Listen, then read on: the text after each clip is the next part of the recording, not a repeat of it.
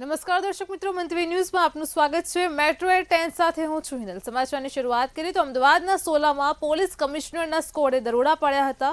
Greenwood resort ખાતેના એક ગોડાઉનમાં પોલીસે રેડ પાડી હતી અને રેડ દરમિયાન 13 લાખથી વધુનો મુદ્દામાલ પણ જપ્ત કર્યો છે। તો લીલાપુર ગામના સરપંચને પણ આરોપી તરીકે ઝડપી લીધા છે, તેમજ 17 જેટલા જુગારિયાઓની પણ ધરપકડ કરવામાં આવી હતી।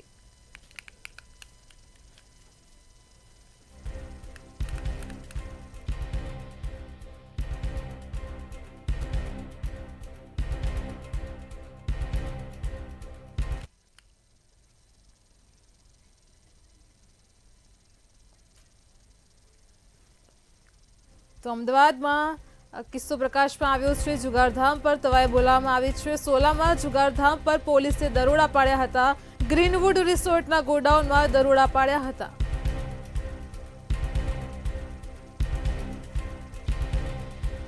તો અમદાવાદ પોલીસે લીલાપુરના પૂર્વ સરપંચના પુત્રને પણ ઝડપી પાડ્યો છે।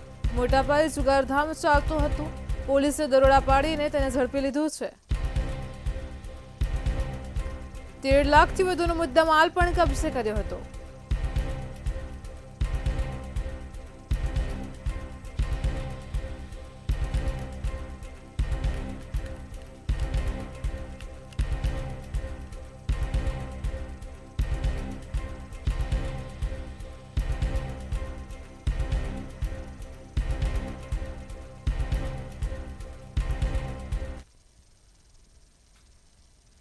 પોલીસ કમિશનર કચેરી ખાતે અમદાવાદના તમામ પોલીસ ઇન્સ્પેક્ટર અને ઉચ્ચ અધિકારીઓની ઉપસ્થિતિમાં એક ક્રાઇમ કોન્ફરન્સનું આયોજન કરવામાં આવ્યું હતું। આ કોન્ફરન્સમાં પોલીસ કમિશનર GS મલિકે શહેરમાં કાયદો અને વ્યવસ્થાની સ્થિતિ, પોલીસની કામગીરી અને આગામી તહેવારોની સુરક્ષા અંગે પણ સમીક્ષા કરી હતી।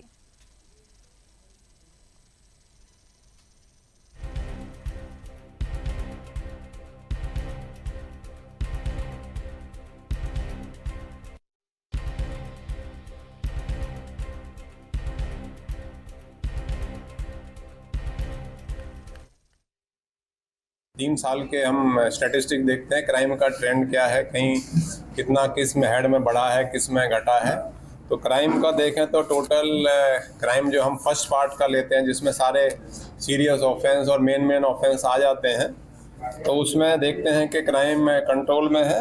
अगस्त मास तक अगर देखें तो 23 में ये संख्या 8,642 थी, 24 में घट के 6,643 हुई और 25 में 6,554 हुई। એટલે સતત જો है क्राइम कंट्रोल में है। વડાપ્રધાન નરેન્દ્ર મોદીના જન્મદિવસ નિમિત્તે અમદાવાદના બાપુનગર વિસ્તારમાં ખાસ કાર્યક્રમનું આયોજન કરવામાં આવ્યું। તો બાપુનગર સમિતિ અને GCCI દ્વારા 17મી સપ્ટેમ્બરે નમોત્સવનું આયોજન કરવામાં આવ્યું છે। તો શહેરમાં વડાપ્રધાન નરેન્દ્ર મોદીના જીવન અંગેનો ખાસ કાર્યક્રમ પણ યોજવામાં આવ્યો છે। મ્યુઝિકલ શો પણ થશે। ખાસ કરીને આ કાર્યક્રમને લઈને તડામાર તૈયારીઓ પણ ચાલી રહી છે।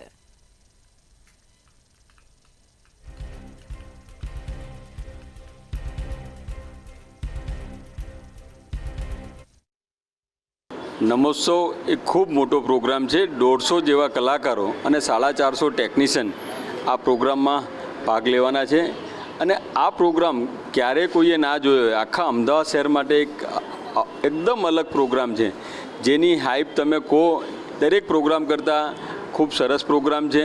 અને વૈશ્વિક નેતા નરેન્દ્રભાઈ મોદી એમના જન્મથી લઈને અત્યાર સુધીની એમની જે કામગીરી છે એને આવરી લેવામાં આવી છે। આપણે ઓપરેશન સિંદૂર હોય એ બી એમાં હોય। આગામી 22મી સપ્ટેમ્બરથી મા દુર્ગાની આરાધનાનું પર્વ નવરાત્રી શરૂ થશે અને રાજ્યમાં ઠેર ઠેર નવરાત્રીની તૈયારીઓ પણ શરૂ કરવામાં આવી છે। ત્યારે અમદાવાદમાં પણ અનેક સ્થળો પર ગરબાની રમઝટ માટે તૈયારીઓ શરૂ કરાઈ છે। અમદાવાદ પોલીસ કમિશનરે નવરાત્રીને લઈને કહ્યું કે પોલીસે નવરાત્રીની તૈયારીઓ શરૂ કરી દીધી છે। નવરાત્રીમાં પોલીસ સતત પેટ્રોલિંગ કરશે। ને આજે નવરાત્રી જે આવી રહી છે એની આપણે બધા તૈયારીઓ થઈ રહી છે। એમાં ખાસ કરીને પોલીસની પેટ્રોલિંગ ત્યાં વ્યવસ્થિત થાય, સી ટીમને પણ આ આપણે ત્યાં સ્ટેશન થાય એ ત્યાં પેટ્રોલિંગ કરે અને કોઈ એવું બનાવ ના બને એ માટે આપણે તમામ તકેદારીના પગલાં લઈ રહ્યા છીએ। CCTVની આપણે ખાસ કરીને આપણે સૂચના આપી છે કે કંટ્રોલથી મોનિટરિંગ થશે। CCTV જે ફીડ થાય છે એમાં પણ મોનિટરિંગ થાય અને વ્યવસ્થિત કોઈ ગુનો ન બને એ માટે પોલીસ તમામ કાર્યવાહીઓ કરી રહી છે.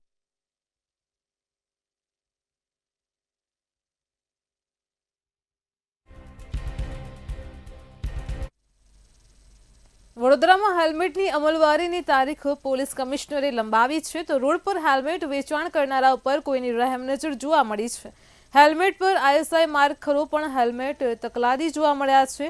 તો રોડ પર હેલ્મેટનું વેચાણ કરનારા બિલ પણ આપતા નથી. આમ રોડ પરના તકલાદી હેલ્મેટના વેચાણથી કેવી રીતે સુરક્ષિત રહેશે આ વડોદરાની જનતા, તે પણ એક સવાલ ઊભો થઈ રહ્યો છે.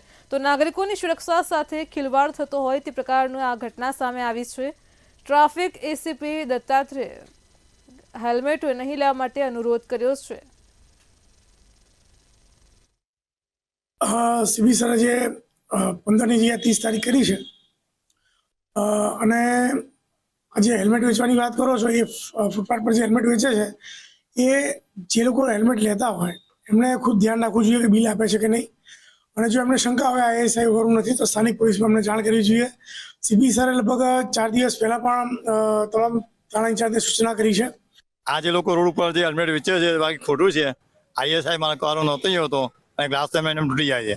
એના કરતાં આપણે આ જોખમ છે, દુકાનદાર પાસેથી આપણે લેવો જોઈએ હેલ્મેટ. સારા મહિનો સારી કંપનીનો લેવો જોઈએ. ISI मार्का लेवो જોઈએ. बिक्री का जो सुबह से बहुत निपट्टे ही नहीं हुए, कोई गिराकी बिल्कुल खत्म हो गई. जरूरी है हेलमेट, जरूरी है हेलमेट, सुरक्षा के लिए बहुत जरूरी है. कौन से कंपनी का हमारे पास उम्मा है, स्टेट वाला है, स्टील बेल्ट का है, सभी प्रकार के ब्रांडेड. ISI मार्क वाला बिल देते हो आप? हाँ, बिल दे सकते हैं, पर दुकान पे लगाता है, यहाँ जगह जगह लगा, वहाँ नहीं दे सकते. जैसे अपनी दुकान है वहाँ बिल दे सकते हैं. तो क्या है, बढ़िया वाला हेलमेट है तो क्या है, ग्राहक पहनेगा तो उसको बढ़िया रहेगा. ये तो अभी 15 तारीख से लागू था है, तो ये 30 तारीख को बढ़ा दिया. ISI वाला भी बेचते हो? नहीं, लोकल नहीं बेचते. ISI मार्का होना चाहिए हेलमेट. लोकल हेलमेट में बहुत लाते हो आप? हम दिल्ली से लाते हैं इसको. दिल्ली से लाते? हाँ जी सर. ब्रांडेड है सब? ब्रांडेड. बिल देते हो इसका? नहीं, बिल नहीं, लेकिन हमारा सेट बिल देता है. વડોદરામાં હેલ્મેટની કડક અમલવારી વડોદરા શહેર પોલીસ કમિશનરે તેની તારીખ લંબાવી છે અને આપણે જોઈ શકીએ જે પ્રમાણે રોડ પર ઠેર ઠેર હેલ્મેટ વેચનારા અત્યારે આપણા નજરે જોવા મળી રહ્યા છે. નોંધનીય બાબત છે કે આ કોની રેમ નજરથી આ હેલ્મેટો આ વેચી રહ્યા છે, કારણ કે આ બહારથી હેલ્મેટો અહીંયા લઈને આવવામાં આવે છે અને તેનું વેચાણ કરવામાં આવે છે. સસ્તા દરે હેલ્મેટ મળતા લોકો એમની પાસેથી હેલ્મેટ ખરીદે છે. ISI માર્કની હેલ્મેટ છે, સાથે BSI માર્કની પણ હેલ્મેટો તે વેચી રહ્યા છે. હવે હેલ્મેટની જે અમલવારીની જે તારીખ છે તે 15ની જગ્યાએ હવે 30 તારીખે વડોદરા શહેર પોલીસ કમિશનર દ્વારા કરવામાં આવી છે. ત્યારે રોડ પર પણ ઠેર ઠેર લોકો અત્યારે હેલ્મેટ વેચી રહ્યા છે, લોકો તેમની પાસેથી હેલ્મેટ ખરીદી રહ્યા છે. કેટલી આ સારી ને એક સારી ક્વોલિટીની આ હેલ્મેટો છે તેમની સાથે વાત કરીશું. कहाँ से आए हो आप? हम राजस्थान से भैया. अच्छा, ये कहाँ से लाते हो? ये दिल्ली से आता है. दिल्ली से? हाँ भैया. कितने लोग यहाँ से हेलमेट खरीदते हैं? यहाँ कम से कम 100-150 आदमी हम. और हेलमेट कैसी मार्क? IS मार्का वाला भी है. अच्छा, ये हाँ, ओरिजिनल IS मार्का वाला है. 550 रुपये की इसकी कीमत है. बिल देते हो आप? हाँ, नहीं बिल तो नहीं देते, लेकिन भैया बिल तो हमारे सेठ के पास है. GST? हाँ, GST बढ़ा हुआ है. GST बिल है. बड़ोड़ा में कहाँ पे है अभी गोदाम अपने जो गोल्डन चौकड़ी है ना, वहाँ पे गोदाम है उधर. अच्छा, कितनी जगह पे आप ऐसे बैठे हुए हैं? कम से कम बहुत सारी जगह है वडोदरा में तो, लेकिन ये 15 तारीख किसकाने के बाद में विक्रेता कम. हाँ, हेलमेट बहुत जरूरी है. हेलमेट सुरक्षा है सिर की. सुरक्षा है तो फिर ये आप बिल नहीं देते? बिल तो यार भी जो GST बिल तो हमारे पास सेठ है, आता है इनका सेठ के पास है. सेठ के पास है? सेठ कहाँ का है? उधर जयपुर का है. જે પ્રમાણે હેલ્મેટ અહીંયા વેચાય છે, સર સલામત તો પગડી 50 એવી કહેવત છે, તેને સાર્થક કરવા માટે સારી ક્વોલિટીની બિલ સાથે BIS માર્કની, ISI માર્કની એવી હેલ્મેટ લેવી ખૂબ જરૂરી છે, ના કે રોડ પરથી લેવાથી. કેમેરામેન કેતન શિંદે સાથે સત્ય નેવાસ્કર, મંતવ્ય ન્યૂઝ વડોદરા. બિન અનામત આયોગના નવા MD તરીકે PB પલસાણાની સરકારે નિમણૂક કરી છે, અને ત્યારે વિવિધ સમાજના આગેવાનોની સંકલન સમિતિએ આજે નવા MDની શુભેચ્છા મુલાકાત પણ કરી હતી. આ તબક્કે પાસ નેતા દિનેશ બામણિયાએ પણ મીડિયા સાથેની વાતચીતમાં જણાવ્યું કે સરકારે આ બાબતે ગંભીરતાથી વિચારણા કરીને આખરે MDની નિયુક્તિ બિલ અનામત આયોગમાં કરી છે. ત્યારે હવે આયોગ તરફથી અટકેલી તમામ સેવાઓ પણ મળી રહેશે. આ નિમણૂકને અમે સહર્ષ સ્વીકારીએ છીએ અને શુભેચ્છા આપીએ છીએ. સાથે સાથે સંકલન સમિતિની અંદર જે પ્રશ્નો મુકાયા હતા તેમાંથી બિન અનામત વર્ગની આયોગની ઓફિસ જે છે એ હમણાં 9/9/2025ના રોજ સમર્પિત આયોગને આપી દેવામાં આવી હતી, જેનો ઓર્ડર સમાજ કલ્યાણ સામાન્ય વહીવટ વિભાગ દ્વારા 9/9ના રોજ કરવામાં આવ્યો હતો. ગઈકાલે એ નિર્ણયને પણ અમે સરકાર સામે મૂકી અને રોક્યો છે અને એને રોકવાના ઓર્ડર પણ સરકાર દ્વારા આજે કરવામાં આવશે એવી અમને બાંહેધરી આપવામાં આવી છે. આવનારા દિવસોમાં જ્યારે ગુજરાતના તમામ સમાજોનું પ્રેમ લગ્નના રજીસ્ટ્રેશનના કાયદામાં પ્રેમ લગ્નના કાયદામાં સુધારાની માંગને સમર્થન આપવામાં આવ્યું છે, તો આવનારા દિવસોમાં 20 તારીખે વિજાપુર ખાતે એક ઐતિહાસિક વિશાળ જનસભાનું આયોજન 20 તારીખે સાંજે ત્યાંના એપીએમસી માર્કેટયાર્ડ તમાકુ માર્કેટયાર્ડમાં રાખવામાં આવી છે. બિન અનામત શૈક્ષણિક આર્થિક વિકાસ નિગમ એમાં ભૂતકાળમાં જે કોઈ ભ્રષ્ટાચાર થયો છે એની બાબતમાં પણ હું સરકારને અને વહીવટી તંત્રને ખાસ એક ધ્યાન દોરવા માંગુ છું કે આટલા બધા સંઘર્ષ પછી જે વસ્તુ અસ્તિત્વમાં આવી હોય, કોઈ પણ વ્યક્તિની એવી હિંમત કેવી રીતે થઈ શકે કે એના અમલમાં પોતે રોડા નાખે? આ કોઈ પણ વસ્તુઓ ચાલશે નહીં અને ભવિષ્યમાં પણ અમે ચલાવશું નહીં. આ એક ખાસ મારું સૂચન અને વિનંતી છે અને સરકાર પણ આમાં ધ્યાન દે. ભાવનગરના દરિયાકાંઠા વિસ્તારમાં આવેલા નવાજુના રતનપર, કોડિયાક, હાથબ, ગુંદી, હોરદર સહિતના ગામડાઓ સુધી પૂરતી બસ સેવા મળતી નથી, જેના કારણે વિદ્યાર્થીઓને અભ્યાસ માટે આવવા જવામાં ભારે મુશ્કેલી પડે છે. તો વિદ્યાર્થીઓને ગામ લોકો દ્વારા એસટીના વિભાગીય અધિકારીને અનેકવાર રજૂઆત પણ કરવામાં આવી છે, તેમ છતાં પણ કોઈ ઉકેલ ન આવતા આજે વિદ્યાર્થીઓએ એસટી ડેપો ખાતે એકત્રિત થયા અને ધરણા વિરોધ પ્રદર્શન કર્યા હતા.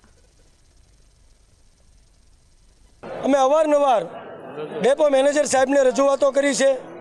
ડેપો મેનેજર સાહેબને સરકારના આટલા બધા કામો અને સરકારના તાઇફાઓ કરવામાંથી ટાઈમ ન મળતો હોય, વિદ્યાર્થીઓને ટાઈમ નથી આપતા, વિદ્યાર્થીઓની વાત સાંભળવાનો એને સમય નથી, ત્યારે અમે આજરોજ ભાવનગર એસટી ડેપો ખાતે વિદ્યાર્થીઓના સમૂહ સાથે રજૂઆત કરવા માટે આવ્યા છીએ અને ધરણા પ્રદર્શન કરવા માટે આવ્યા છીએ. વિષય એવો છે કે હાથબ કોળિયાક પટ્ટી ઉપર જે બસો જાય છે એમાં એક બસની અંદર 150 વિદ્યાર્થીઓ પોતાના અભ્યાસ અને પોતાના ભવિષ્યના અર્થે ભાવનગર મુસાફરી કરવા માટે આવી રહ્યા છે. કોડા ગામથી આવું છું. અમારે દરરોજ આ બસનો પ્રોબ્લેમ થાય છે કે અમે 5:30ના ઘરેથી નીકળવી, બસ વાટે ઊભા રહેવી અને બસમાં અમને જગ્યા નથી મળતી. 2 કલાક અમારે ત્યાં જ ઊભું રહેવું પડે છે. તો આના નિવારણ માટે ક્યાંક કરજો. સરપંચ સંમેલનનું આયોજન કરવામાં આવ્યું હતું, ત્યારે નરેન્દ્ર મોદીના જન્મદિવસની ઉજવણીના ભાગરૂપે આ કાર્યક્રમનું ખાસ આયોજન કરવામાં આવ્યું છે. આ કાર્યક્રમમાં કચ્છ મોરબીના સાંસદ વિનોદ ચાવડા દ્વારા પણ વિદેશી વસ્તુઓને જાકારો આપી સ્વદેશી વસ્તુઓને અપનાવવાની હાકલ કરાઈ. ત્યારે કાર્યક્રમમાં કેબિનેટ મંત્રી ભૂપેન્દ્રસિંહ ચુડાસમા પણ ખાસ ઉપસ્થિત રહ્યા. દેશના વડાપ્રધાન શ્રી નરેન્દ્ર મોદી સાહેબના જન્મદિવસ અંતર્ગત જે એમણે વોકલ ફોર લોકલ અને સ્વદેશી અભિયાનનું જે આહવાન કર્યું છે, જેના અંતર્ગત અલગ અલગ કાર્યક્રમો થઈ રહ્યા છે, જેના ભાગરૂપે આજે મારું ગામ સ્વદેશી ગામ કચ્છના વિવિધ સરપંચોને બોલાવી કરીને અહીંયા ભવ્ય સંમેલન કરવામાં આવ્યું હતું. સૂચનાથી આજે જિલ્લાના તમામ સરપંચો અહીં એક સાથે ભેગા થયા છીએ અને આવનારા દિવસોમાં કોઈ પણ તહેવાર હોય કે આપણે સરળતાથી જે રીતે આપણે જીવનમાં જરૂરતી વસ્તુઓ લેતા હોઈએ એ સ્વદેશી વસ્તુને લઈએ અને વિદેશી વસ્તુઓનો બહિષ્કાર કરીએ, એવી રીતે અમે આ વસ્તુ આપના માધ્યમ દ્વારા પણ લોકો સુધી પહોંચાડવા માગીએ છીએ. અને અમે પણ બધા સરપંચો એક આજે શપથ લઈએ છીએ કે દરેક પોતાના ગામમાં સ્વદેશી વસ્તુનો ઉપયોગ કરશું અને લોકોને આ બાબતે પ્રેરિત કરશું. નવરાત્રી પૂર્વે રાજકોટમાં આ વખતે પરંપરાગત ગરબાની સાથે ડિજિટલ લાઇટિંગવાળા ગરબાનો ક્રેઝ જામ્યો છે. તો મોબાઈલ એપ સાથે કનેક્ટ થતા આ ગરબાની લાઇટો એ ગીતની ધૂન કે તાળી પર ઝબૂકે છે. ત્યારે બજારમાં આ વર્ષે પણ ડિજિટલ ગરબાની ભારે માંગ ઊભી થઈ છે, જેની કિંમત રૂપિયા 3,000 થી 4,000 સુધીની છે.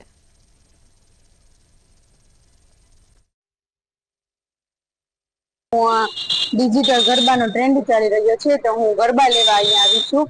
અત્યારે બુક કરાવવા આવી છું. શ્રાદ્ધ ચાલી રહ્યો છે એટલે દેવી માં દુર્ગાનો આ પવિત્ર તહેવાર છે. નવરાત્રી જેવા આ ગરબામાં દીવો પ્રગટાવવા માટે આ મસ્ત સુંદર ગરબા છે. મને આ ગરબા બહુ જોઈને મને ખુશ થાવ છું કે બહુ મસ્ત ગરબા છે, લાઇટિંગ વાળા છે.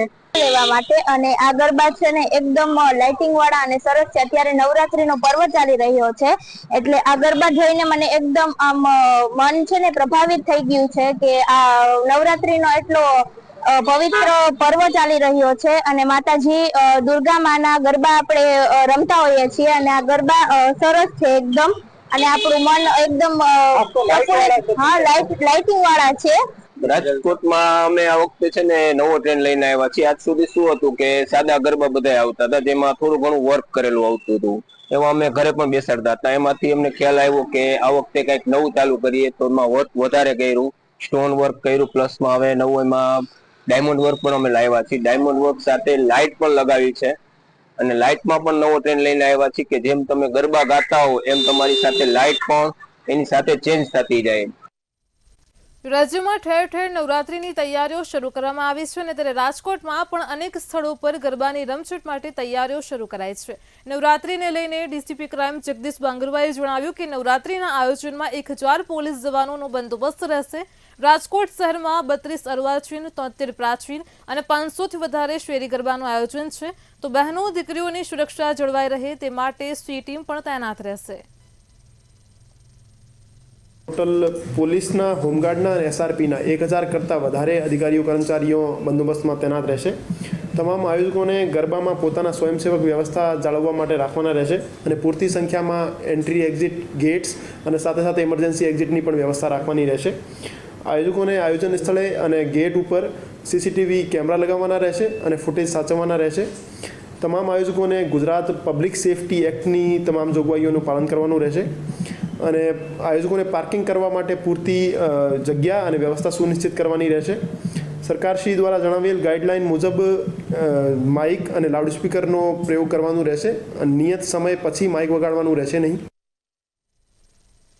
આદ્યશક્તિની આરાધનાનું પર્વ એટલે કે નવરાત્રીને હવે ગણતરીના દિવસો બાકી છે અને ત્યારે ખેલૈયાઓમાં પણ ભારે ઉત્સાહ જોવા મળી રહ્યો છે. તો બીજી તરફ સુરતમાં પણ ખાસ નવરાત્રીને લઈને લોકો તડામાર તૈયારીઓ કરી રહ્યા છે. તો સુરતમાં ખેલૈયાઓ અવનવી વેરાયટીની ચણિયાચોળી સહિતના નવરાત્રીના ટ્રેડિશનલ કપડાઓની ખરીદી કરવા પણ નીકળી પડ્યા છે.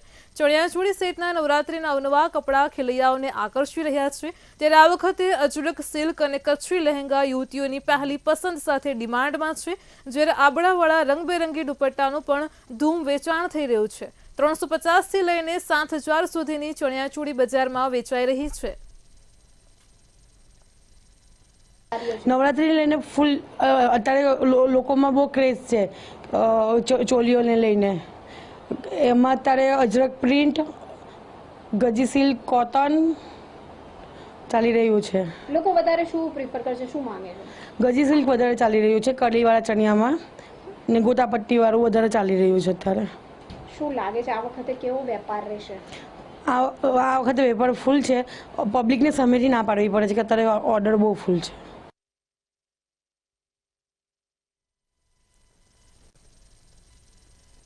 સુરતમાં આગામી નવરાત્રી માટે આયોજકો પર સખત નિયમો લાગુ થયા છે. ફાયર વિભાગે આગ અકસ્માતને રોકવા માટે 30 મુદ્દાની એડવાઇઝરી જારી કરી છે.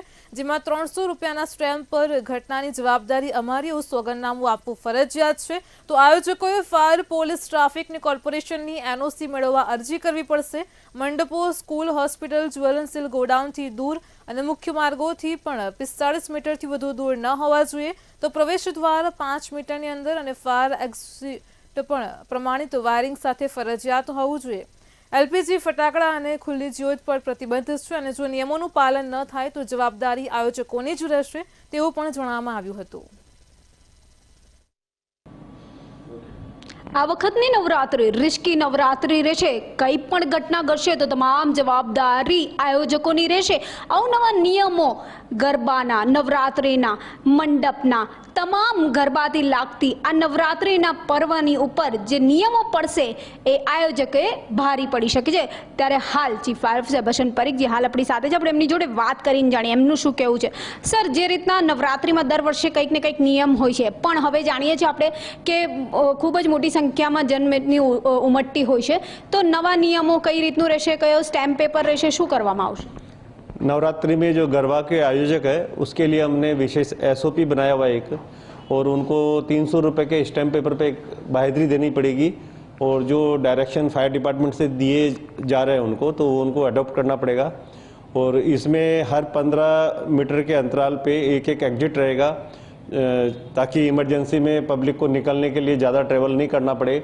और हर एक 100 मीटर पे 200 लीटर का एक बैरल रहेगा पानी से भरा हुआ, फायर एक्सटिंग्विशर रहेंगे, सेफ्टी साइनेजेस लगाना कंपलसरी है, नो स्मोकिंग बोर्ड, और इमरजेंसी एग्जिट और इवैक्यूएशन रूट उसका जो है उसका एरो बना रहेगा, बाहर में इवैक्यूएशन रूट का डिस्प्ले रहेगा, और जितने भी लाइसेंसेज है हर एक डिपार्टमेंट के, तो माननीय पुलिस कमिश्नर श्री के जो डायरेक्शन दिया हुआ है उसके अकॉर्डिंग बाहर में सबका लाइसेंस डिस्प्ले होना चाहिए।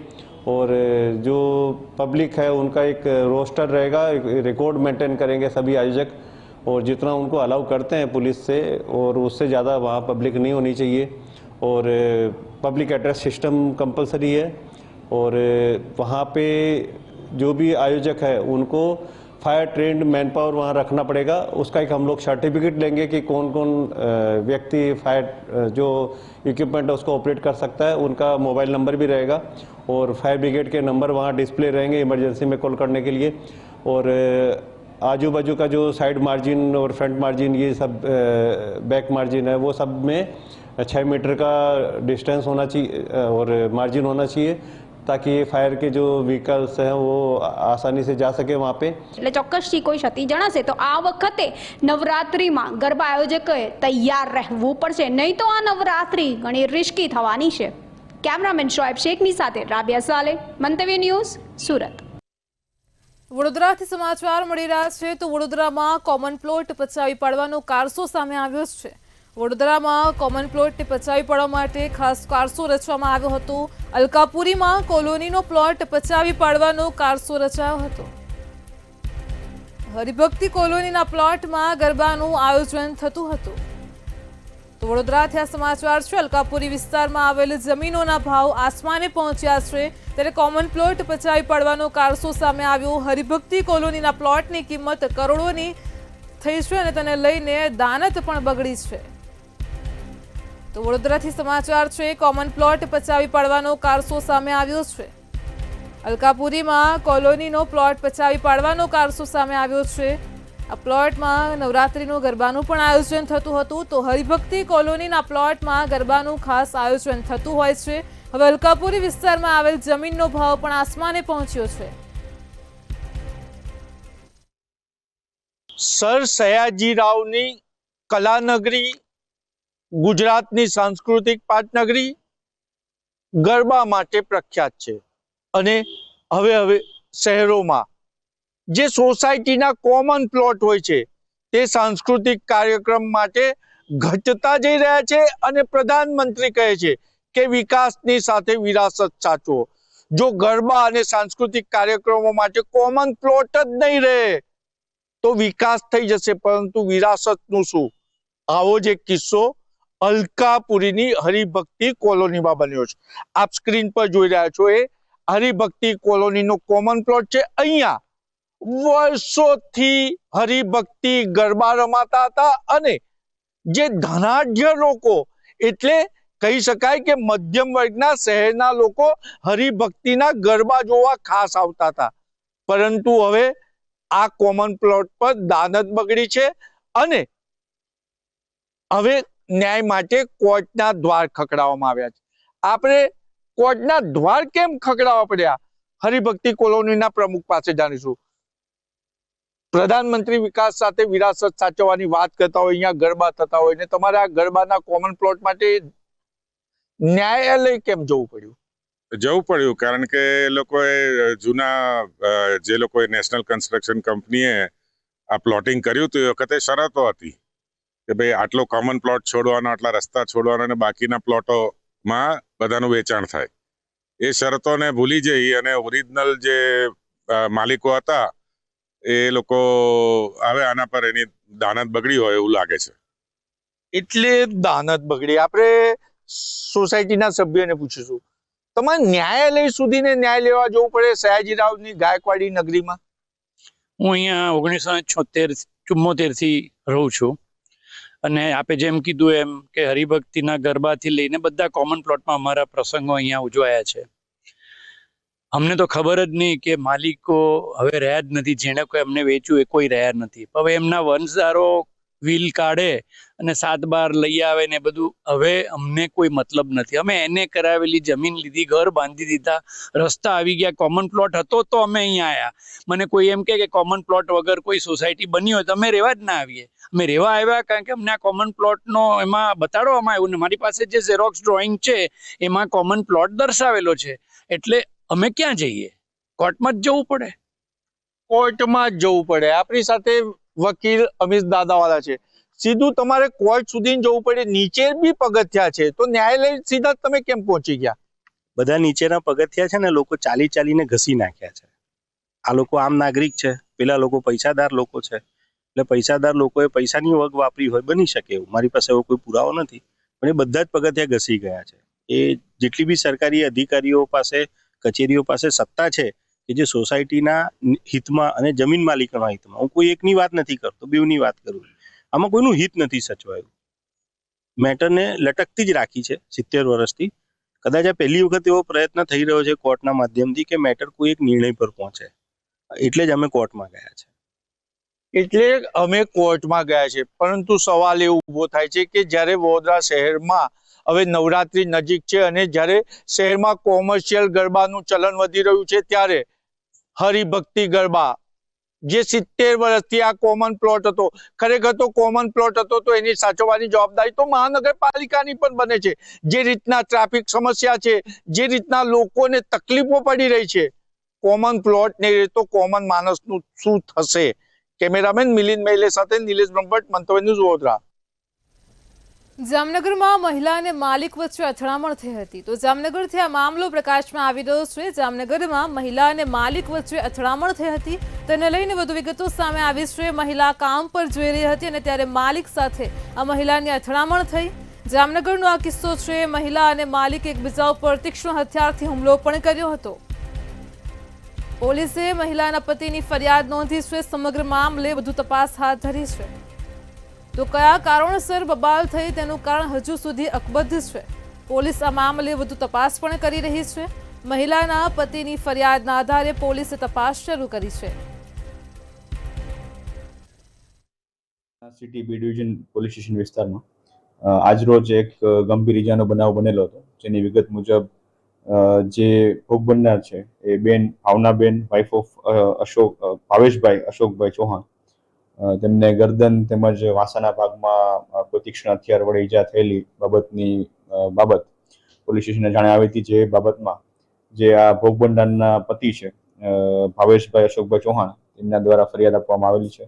અને આ જે ભાવનાબેન જે ભોગ બનનાર છે એ આ કામના આરોપી જે મુકેશભાઈ ત્રિભુવનભાઈ અગ્રવાલ પટેલ કોલોનીમાં રહેવાસી છે, એમના ઘરે ત્યાં ઘણા સમયથી કામ કરવા જતા હોય, કોઈ કારણોસર આજે ત્યાં એમના ઘરે ગયેલા હોય ને ત્યાં બોલાચાલી થતા આ પ્રકારનો બનાવ બનેલો હોય. જે બનાવમાં ભાવનાબેનને ગળાના તેમજ વાસાના ભાગે